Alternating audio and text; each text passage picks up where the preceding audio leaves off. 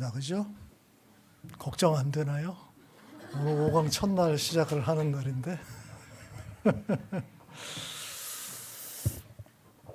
자, 어떻게든 해보도록 하겠습니다.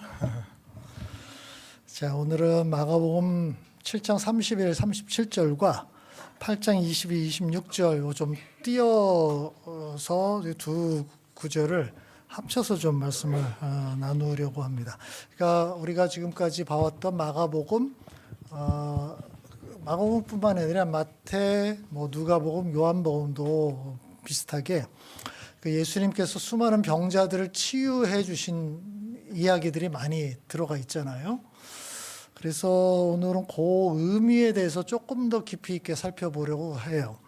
그러니까 예수님께서 병자들을 치유해 주신 것 그 자체로 의미가 있지만 이 마가가 그것을 기록할 때 또 다른 의도를 가지고 있거든요. 그 의도를 좀 한번 살펴보면 좋겠다 싶습니다. 그래서 먼저 마가복음 7장 31절 요 내용을 한번 살펴보도록 할게요. 자, 우리 조금 길지만 같이 읽어봅시다. 예수께서 다시 두로 지역을 떠나 시돈을 거쳐서 데가볼리 지역 가운데를 지나 갈릴리 바다에 오셨다. 그런데 사람들이 귀먹고 말 더듬는 사람을 예수께 데리고 와서 손을 얹어 주시기를 간청하였다. 예수께서 그를 무리로부터 따로 데려가서 손가락을 그의 귀에 넣고 침을 뱉어서 그의 혀에 손을 대셨다.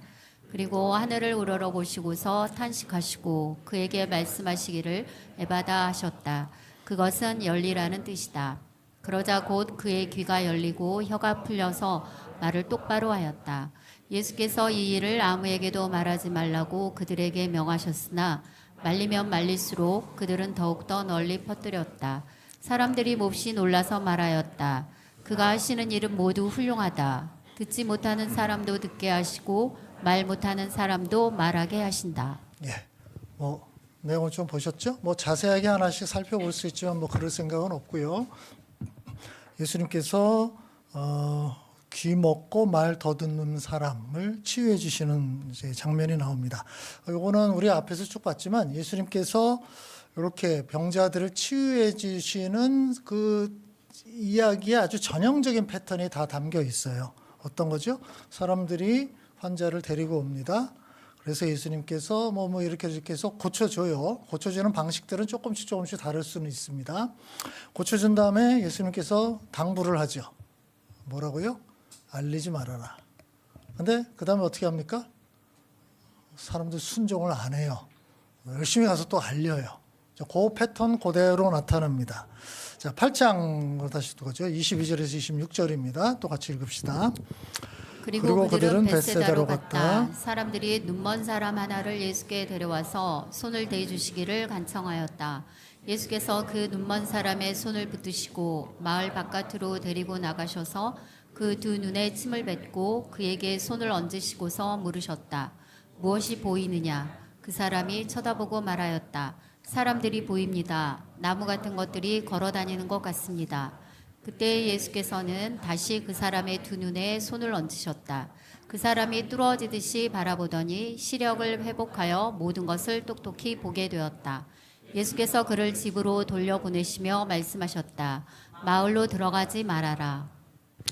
예, 이것도 디테일은 조금 다르지만 그 비슷한 패턴 그대로 따라가죠. 역시 또 사람들이 눈먼 사람을 예수님께 데리고 옵니다. 예수님께서 이런저런 방법을 써서 고쳐주시죠. 그러고 나서 예수님께서 또 당부해요. 마을로 들어가지 말아라. 이 사람 집이 아마 마을 바깥에 있었던 것 같아요. 들어간다는 얘기는 사람들에게 알린다는 얘기거든요. 알리지 말아라. 그런 얘기를 계속 하는 거예요. 이 사람이 그래서 안 갔는지 그런지는 잘 모르겠어요. 근데 안 갈 수 있을까요? 가만히 있을 수 있을까요? 쉽지 않을 것 같아요. 자, 비슷한 패턴 두 사건인데 그 앞에서도 계속 이런 일들이 계속 나타났죠. 요 두 가지 사건을 지금 제가 7장, 8장에서 좀 두 개를 뽑았는데요. 요것이 담고 있는 의미를 이제 마가가 조금 설명하는 부분들이 있습니다. 그게 이제 뭐냐면 한마디로 말해서 종말론적 치유의 맛보기다. 이렇게 얘기를 하면 돼요. 종말론, 종말, 세상 끝이죠. 그것에 이제 완전히 치유가 일어나는 것에 대한 맛보기다. 맛보기는 배불리 먹여주지 않아요. 그죠? 말 그대로 맛보기예요. 맛보기. 배불리기가 아니라 맛보기입니다. 그 역할을 하고 있는 거예요. 예수님께서 이 땅에 오신 것, 이제 2000년 전에 오신 것, 요거를 우리가 초림이라 그러죠. 초림. 첫 번째 오신 것. 첫 번째 오신 것. 이제 그것이 하나님 나라가 회복됐다는 그 시작점을 알리는 겁니다.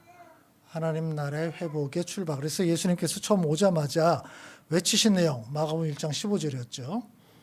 때가 찼다. 하나님의 나라가 가까이 왔다. 회개해라. 복음을 믿어라. 예수님의 메시지 이제 시작됐다라는 거예요. 그것을 알려주는 겁니다.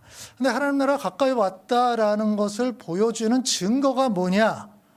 그 증거가 병자들을 고치는 거라는 거예요. 기억하셔야 됩니다. 예수님의 오심으로 하나님 나라가 이제 뭔가 굉장히 미래적인 일이라고 생각을 했는데 스타트가 돼버린 겁니다. 그래서 사람들이 그거 증거가 뭔데? 그랬더니 내가 병자들을 고치는 것, 그걸 보면 이게 스타트 됐다는 걸 알 수 있어. 그 얘기를 하는 거예요. 그럼 이게 왜 증거가 되죠? 왜 그러냐면 수백 년 전에 이사야 선지자를 통해서 이게 예언이 됐거든요. 앞으로 메시아가 오면 그가 이런 일들을 할 것이다.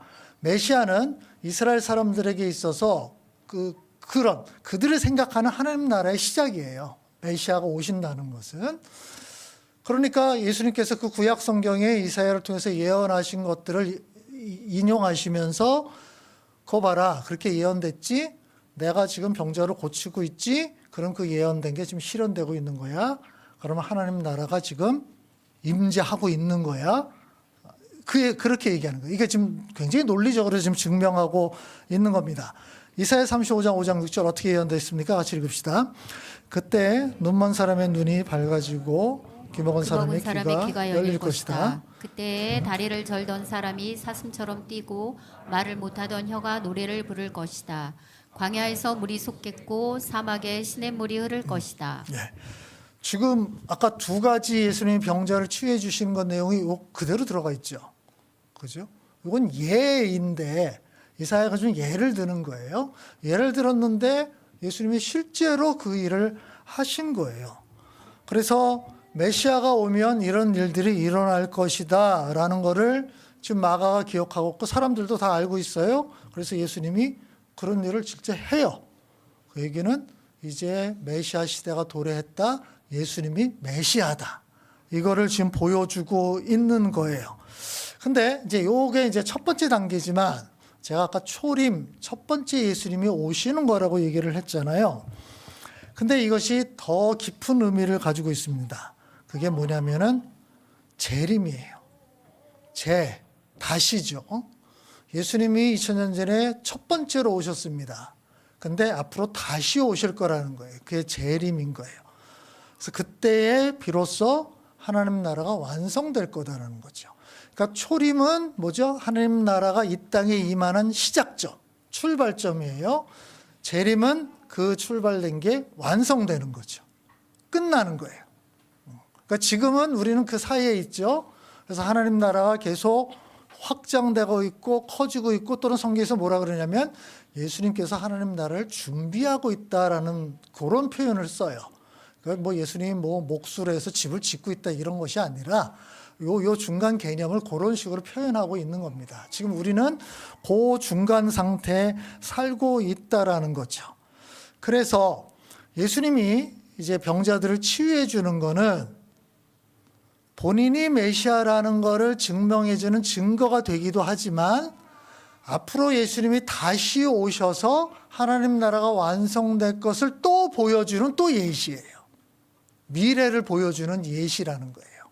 내가 다시 올 거고 그때는 하나님 나라가 완전히 성취될 것이다 라는 거예요. 자, 한번 생각해 봅시다. 예수님께서 이 병자들을 치유해 주셨어요. 치유받은 병자도 굉장히 많죠. 뭐 한센병 환자도 있었지, 뭐 혈류병 환자도 있었지, 굉장히 많은 환자들이 있었어요. 그 사람들 지금 다 어디가 있어요? 어디가 있죠? 우리 다음에 오늘 광고에 있던 나사로의 두 번째 장례식, 거기 벌써 답이 들어가 있네요. 죽었다가 예수님이 살려줬어요, 나사로를. 그 나사로 지금 어디가 있어요? 죽었죠. 간단합니다. 뭐 눈 멀고 이런 사람이 예수님 고쳐졌어요? 그 사람 지금 어떻게 돼 있어요? 죽었죠. 다 죽었어요. 뭐 무슨 일로 죽었는지 모르겠지만 가장 일반적인 것은 나이가 들면서 또 병이 걸려서 죽었겠죠. 그죠? 뭐 다른 종류의 병이 걸려서 죽었을 거예요. 무슨 뜻입니까? 심지어 예수님이 치유해 준 사람도 그 치유의 효과는 영원하지 않았다는 거죠. 일시적이었다는 거예요. 그것만 치유해 준 거예요. 그래서 그 사람이 무병장수했다라는 뜻은 아니에요. 그렇죠? 자, 요거를 우리가 이해해야 됩니다. 그러면 예수님의 직접적인 치유를 받은 사람들도 결국 다 죽었다. 그 사람은 다른 질병에 또 걸릴 것이다. 라는 거예요. 그러니까 그 치유와 예수님의 돌보심이 영원한 효과를 내는 것은 아니었다는 거예요. 왜 그러냐면 중간 상태, 우리가 지금 중간기에 살고 있어서 그래요. 예수님의 초림과 아직 완성되지 않는 요 중간에 있기 때문에, 그래서 완성이라는 게 의미가 있죠. 완성은 이제는 그렇게 간헐적으로 일어나는 게 아니고 효과가 잠깐 있다 그치는 게 아니라 영원한 효과를 가지는 것, 이거를 재림이라 그러거든요. 완성이라 그러는 거예요. 우리는 그 중간에 있는 거예요. 요거를 기억을 해야 돼요. 요거를 깨닫게 되면 인생을 살아갈 때, 우리 기독교 살아갈 때 굉장히 큰 지혜를 얻습니다. 우리는 여러 면에서 예수님의 도움과 하나님의 도움을 구하는데, 그럴 때 우리가 어떤 전제가 있냐면 마치 우리가 하나님 나라 완전히 들어간 것 같은 전제를 가지고 있어요. 즉 무슨 예수님은 그야말로 내 모든 문제들을 완벽히 해결해 줘야 될 거고, 나는 앞으로 어떤 문제도 봉착하지 말아야 된다라는 이상한 생각을 가지고 있어요. 그런 일은 안 일어나요. 왜냐면 아직 완성이 안 됐으니까. 그렇죠? 그러니까 우리가 일시적으로 어떤 문제를 해결받을 수 있을지 모르지만 또 다른 문제가 또 터집니다. 그 다음 그 문제를 해결해도 그 다음 문제 또 터져요. 또는 그 문제가 해결이 안 될지도 몰라요. 이게 굉장히 단순한 거지만 굉장한 지혜를 내포하고 있습니다.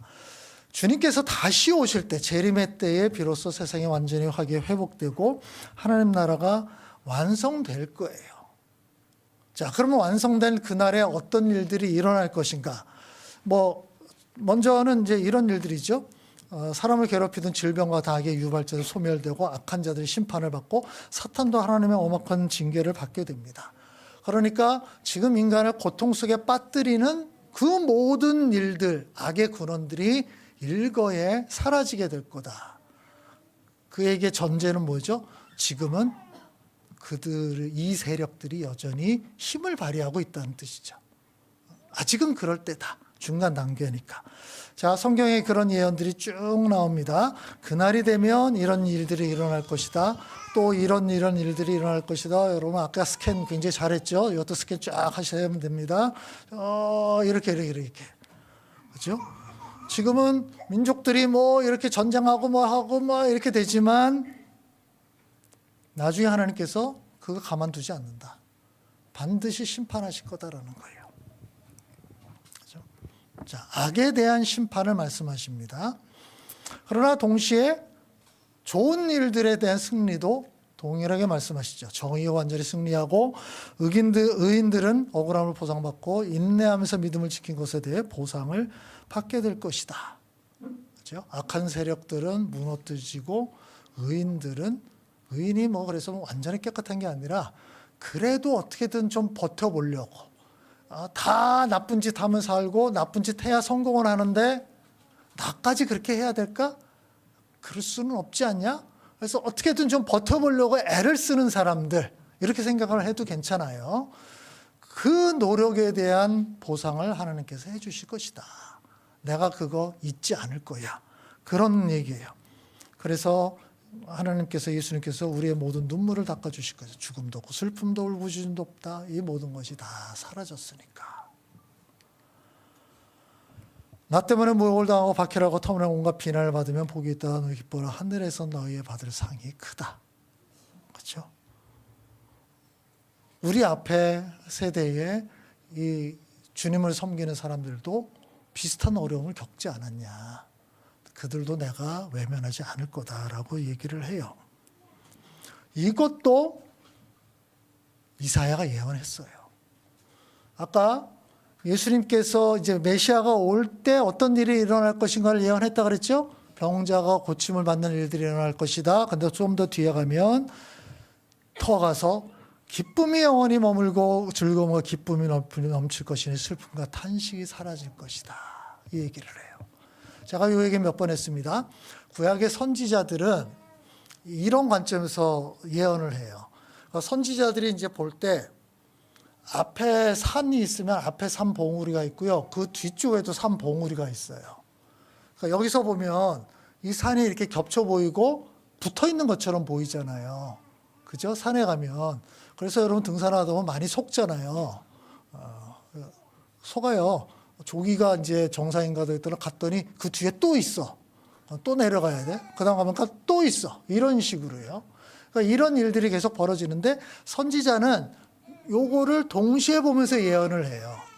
그래서 그 예언의 내용이 앞산에 대한 내용이기도 하고 어떤 거는 뒷산에 대한 내용이기도 해요.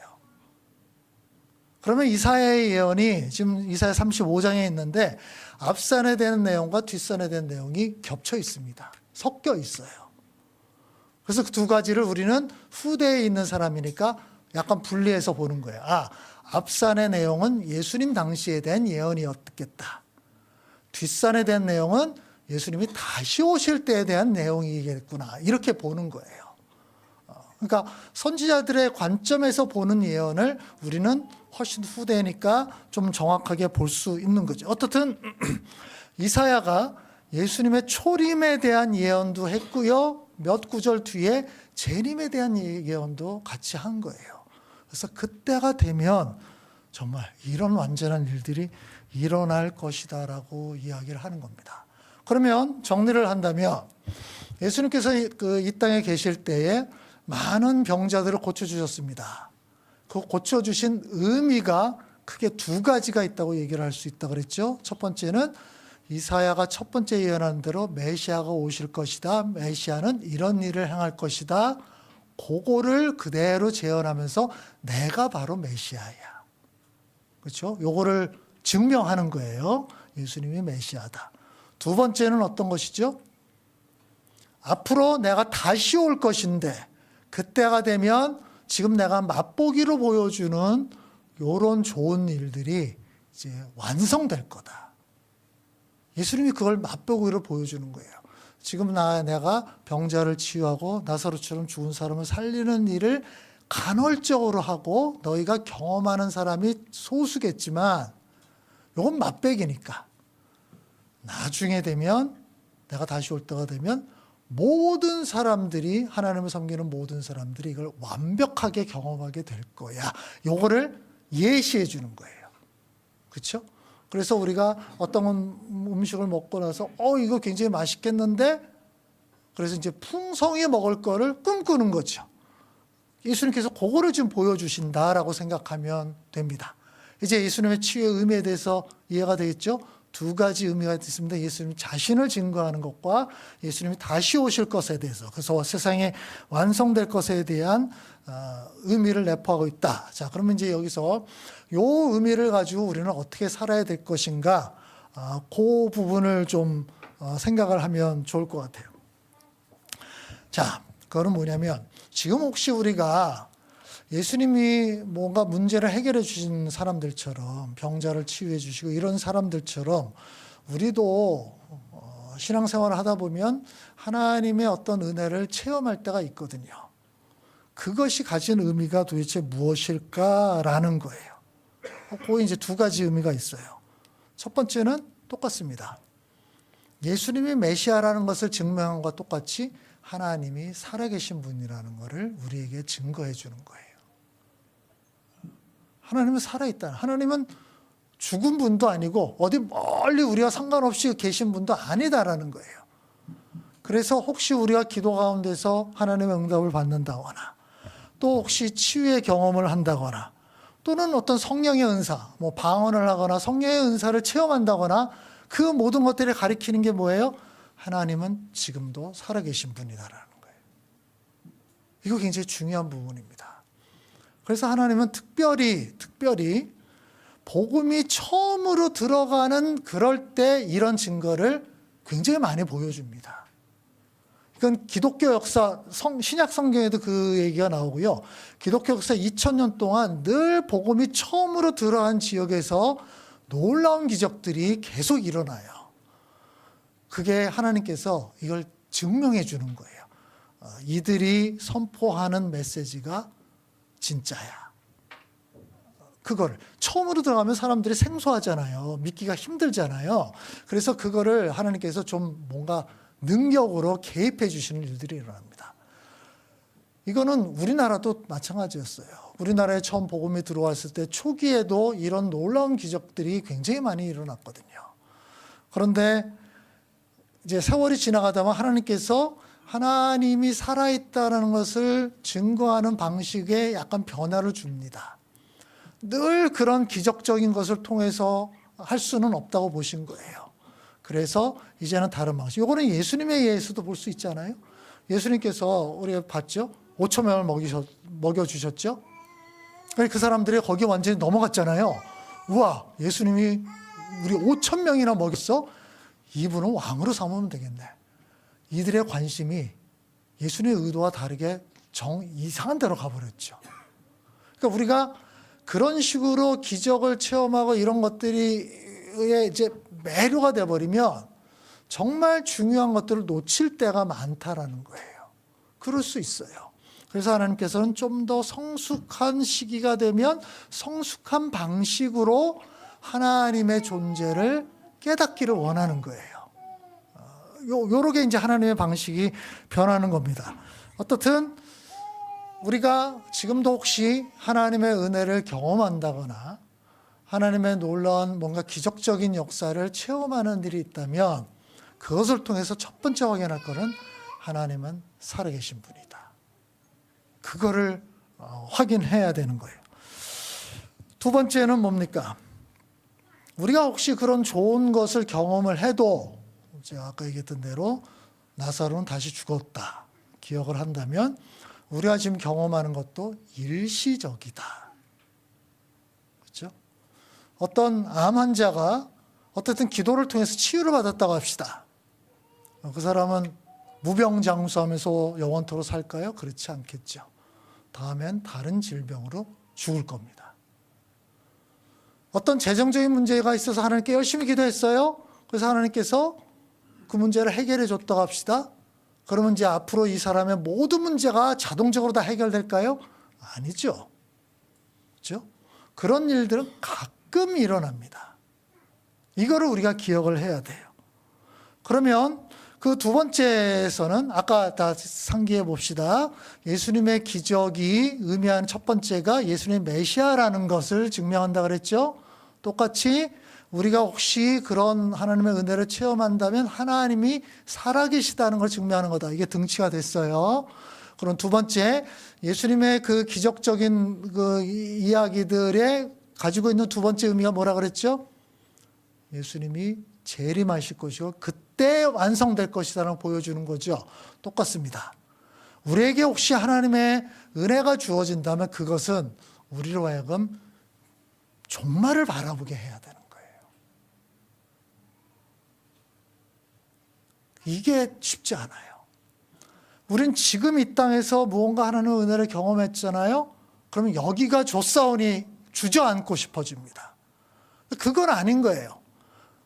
예수님께서 기적을 보여주시면서 우리에게 말씀하시는 거는 이건 맛보기야. 이 일이 완전하게 이루어질 미래가 있어. 너 그걸 기대하고 소망해. 그러려고 내가 이 맛을 보여준 거야 라는 거예요. 그럼 우리가 혹시 하나님의 은혜를 체험하는 게 있다면 전 여기 그냥 머무를래요. 난 이런 식으로 계속 살래요. 이게 아니라 주님께서 다시 오실 것이구나. 그때가 되면 내가 잠깐 맛보기로 본 게 완성되겠구나. 완전히 이루어지겠구나를 소망해야 되는 거예요. 제가 말씀드린 대로 쉽지 않겠죠. 지금 맛을 봤기 때문에 그 쇼핑센터 가서 맛보기를 보여주는 이유에서 거기 주저앉아서 이모님 계속 주세요. 저 배 채울 때까지. 이런 진상 고객이 되면 안 되는 거예요. 똑같은 거예요. 우리가 하나님께서 어떤 은혜를 잠깐 보여줬어요. 거기 주저앉아서 자, 나 계속 주세요. 이러면 안 되는 거예요. 하나님께서는 그것이 아직은 완성이 안 된 거야. 그러면 네가 내일 또 다른 문제를 만날 수 있고 그다음 또 문제를 만날 수 있어. 근데 장차 종말이 될 때, 주님께서 다시 오실 때 이제 완성이 될 거야. 그럼 너 그거를 소망하면서 기다려야 돼. 아직은 때가 아니야. 요거를 말씀하시는 거예요. 그럼 우리가 이걸 기억해야 된다는 거예요. 그래서 우리로 하여금 종말을 바라보고 기대하는 기능을 한다는 거예요. 근데 자, 요 부분에 좀 더 깊이 들어가 봅시다. 종말을 바라보고 기대한다 이렇게 생각을 하면 뭔가 수동적인 느낌이 듭니다. 그러면 나 종말을 기다려야지. 주님께 다시 오실 거야. 그럼 끝일 것 같아요. 아니에요. 성경에서 말하는 건 뭐냐면 네가 주님께서 다시 오실 거를 믿고 기대하고 기다린다? 그러면 너의 지금 삶의 모습이 달라질 거야 라는 거예요. 성경에서 종말에 대해서 말할 때는 예수님의 재림에 대해서 말할 때는 늘 관심사가 현재에 있어요. 예수님이 다시 오실 거야. 확실해? 너 믿니? 그러면 네가 지금 어떻게 살아야 되겠니? 이런 거예요. 이해가 되십니까? 여러분 혹시 그런 적 없어요? 학창 시절에 시험 날짜가 점점 다가와요. 그게 뭐 중간고사든 기말고사든. 근데 제대로 준비가 안 됐어. 시험 날짜가 여기 정해져 있잖아요. 다가와요. 혹시 학교에 불이 나서 시험이 취소되기를 바랐던 적 없습니까? 네? 시험이 캔슬되고 아니면 좀 무기한 연기되고 그런 거 없어요? 모범생들은 그런 생각을 별로 안 할지도 모르겠는데 또는 조금 심한 경우는 제 친구들 전쟁 안 나나? 이런 얘기까지 합니다. 그러면 학교가 멈출 거잖아요. 시험도 캔슬될 거잖아요. 그러면 내가 지금 시험으로 받는 압박이 사라질 거잖아요. 그렇죠? 이런 마음들 가졌을 거예요. 뭔가 좀 굉장히 곤란하고 힘든 어떤 일들을 앞두게 되면 무슨 어떤 일들이 벌어져서 이런 걸 내가 직면하지 않게 되는 이런 거. 또는 갑자기 내가 맹장이 터져서 그냥 맹장 수술이라도 해서 그러면 시험을 안 볼 이유가 되잖아요. 그러니까 이런 이제 심정이 생기는 거거든요. 근데 그런 일이 거의 안 일어나요. 내 바람은 그렇지만 시험 날짜는 어김없이 다가오고 우리는 시험장에 들어가야 됩니다. 시험을 봐야 되는 거예요. 근데 혹시 진짜 그런 일들이 일어나서 시험이 연기될 것이 확실하면 어떻게 하겠어요? 그래도 여러분은 지구의 종말이 오더라도 한 그루의 사과나무를 심겠다는 심정으로 열심히 밤새 공부하실래요? 네? 열심히 공부하실래요? 그럴래요? 그런 친구들이 있을 수도 있어요. 제가 대학 다닐 때는 굉장히 엄혹한 시절 80년대였기 때문에 종종 휴교 이런 일들이 있었어요. 이제 그것이 제가 대학 들어가기 전에 1980년도에 그런 일들이 있었거든요. 그때 대학이 한 3개월 동안 문을 닫은 적이 있었습니다. 그 5.18 전이에요. 5월 17일에 비상계엄령이 완전히 전국적으로 확대돼서 전국의 모든 대학이 휴교가 됩니다. 8월 28일까지 지속돼요. 기말고사 어떻게 됐죠? 자, 5월 17일에 휴교령이 내렸어요. 그 당시에는 6월 초 정도에 기말고사를 받습니다. 자, 여러분 그 당시에 대학생이라면 어떻게 하실래요? 나는 그래도 기말고사 준비해. 그렇게 하실래요? 지금 신군부가 들어왔어요. 그리고 그 다음날 광주에서 난리가 났습니다. 5월 18일에. 그죠? 나라가 뒤집혔어요. 물론 이제 정보가 철저히 통제가 됐기 때문에 잘 알지 못했죠. 그러나 알게 모르게 세워나는 정보들은 계속 있었어요. 그리고 이 대학 휴교령이 쉽게 끝나지 않을 거라는 건 거의 다 이제 알려져 있었던 상황이에요. 그래도 5월 17일 한 2주 후에 기말고사가 있을 거야 라고 생각하면서 열심히 도서관에서 주경야독하면서 시험 공부를 할 사람이 있습니다. 있기는. 그래서 그 다음에 사법시험 합격한 사람들 보면 그런 사람들이에요. 대부분의 사람들은 그렇게 안 하죠. 그렇죠? 세상의 종말이 언제 올까요? 잘 모르겠죠. 근데 가정해 봅시다. 한 달 후에 세상의 종말이 온다는 게 정말 확실하다고 하면 그냥 가정해 보는 거예요. 너무 확실해요. 그냥 정해져 있어. 일단 그렇게 가정해 봅시다. 한 달 후에요. 오늘이 며칠입니까? 3월 20일. 4월 22일에 세상의 종말이 분명히 와. 이거 분명히 정해져 있어. 자, 여러분 한 달 동안 어떻게 사실래요? 직장 다니시는 분들 역시 사과나무를 심는 마음으로 직장 한 달 동안 열심히 다니실래요? 어떻게 할 것 같아요? 아니 가정이 아니라 분명히 정해져 있다고 한다면 정해져 있어요. 한 달 동안 뭘 하셔요? 직장생활 계속 하실래요? 어떻게 할래요? 직장생활 왜 해요? 왜가 지금 한 달 그 다음에 월급 받을지 어떨지도 모르는데 똑같이 안 살죠. 분명히 이게 분명하다면 똑같이 저는 그래서 뭐 내일 지구의 종말이어도 한 그루의 사과나무를 심겠다 이거는 뭐 그냥 철학적인 이야기고 현실에서는 이건 말도 안 되는 얘기예요. 분명히 지금 한 달 후지요. 그때 그런 일이 일어날 걸 안다면 지금 여러분 이제 한 달 동안 아마 치밀하게 다른 삶의 계획을 세울 거예요. 그렇겠죠. 분명히 이게 정해져 있는 시간이잖아요. 내가 지금까지 살아왔던 대로 살 수는 없잖아요. 그러면 한 달 동안 해야 되는 버킷리스트를 막 작성해서 막 뭘 한다든지 뭐 하여튼 그럴 거잖아요. 그죠? 이게 지극히 정상적인 거잖아요. 제가 지금 무슨 얘기를 하는지 이해하시죠? 주님께서 다시 오실 게 확실하다면, 세상에 끝이 있을 것이 확실하다면, 그래서 그때 주님께서 악을 소멸시키시고 선한 자들에게 보상을 해주실 것이 확실하다면, 그것이 확실히 믿는다면 똑같은 방식으로 삶을 살 수가 없다는 거죠. 그죠? 어떻게 그걸 그냥 어제 살던 오늘 그대로 남들이 사는 방식도 똑같이 어떻게 살 수 있어요? 그렇게 살 수 없다는 거예요. 그 믿음이 있다면 지금 내 삶이 그것을 기준으로 뭔가 바뀌어야 될 수밖에 없잖아요. 그게 종말에 대한 믿음이고요. 주님의 재림에 대한 믿음이에요. 만약에 내가 지금 살아가는 삶들이 그런 인식이 전혀 없이 그냥 이렇게 살아간다면 쉽게 얘기해서 안 믿는 겁니다. 주님께서 다시 오신다는 것을 안 믿는 거예요. 그래서 주님께서 다시 오실 것이 확실하다.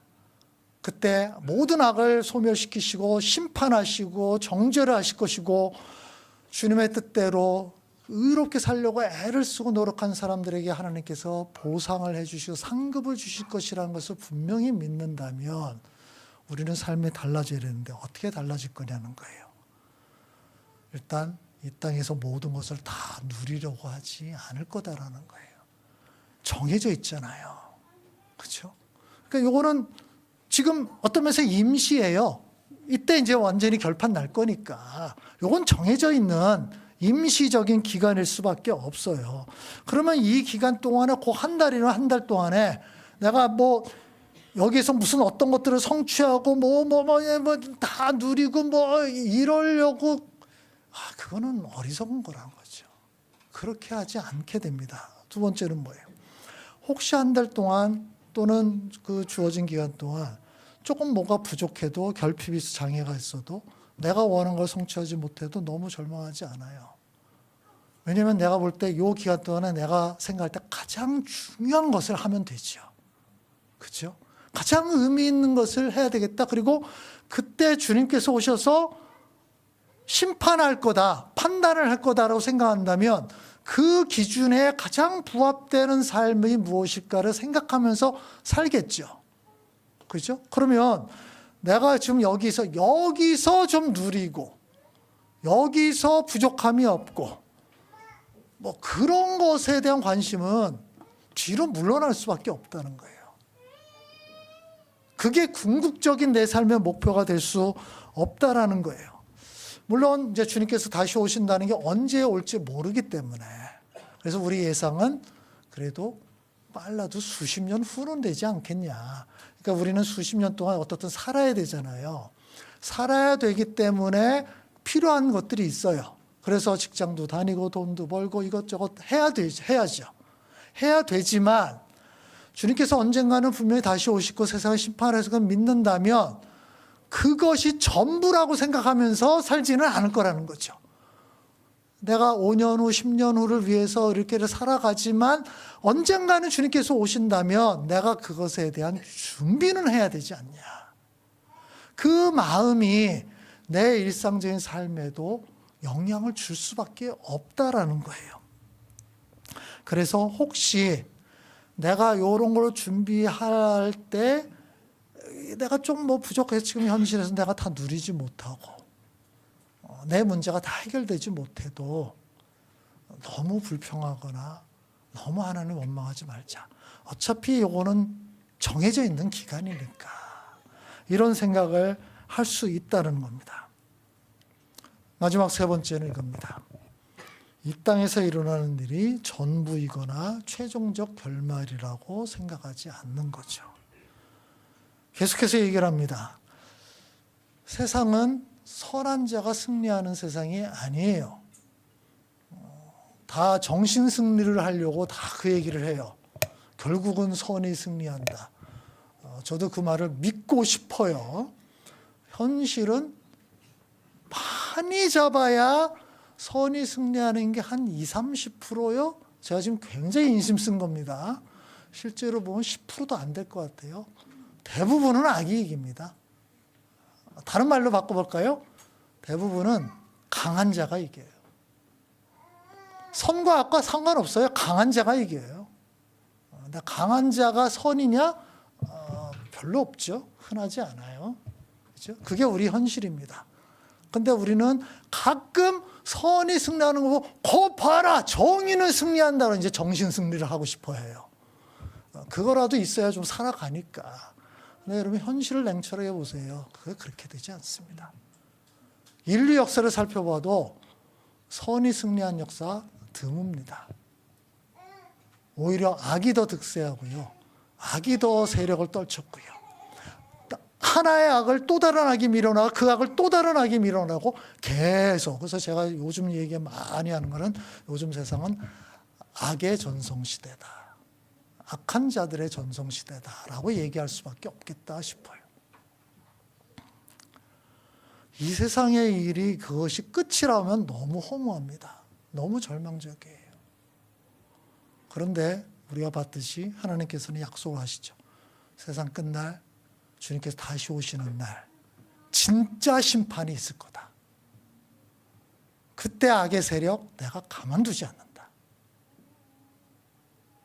지금 그것 때문에 고생하는 혹시 선한 사람이 있다면 내가 그들의 아픔도 그들의 슬픔도 내가 외면하지 않고 보상을 해줄 거다라고 얘기를 해요.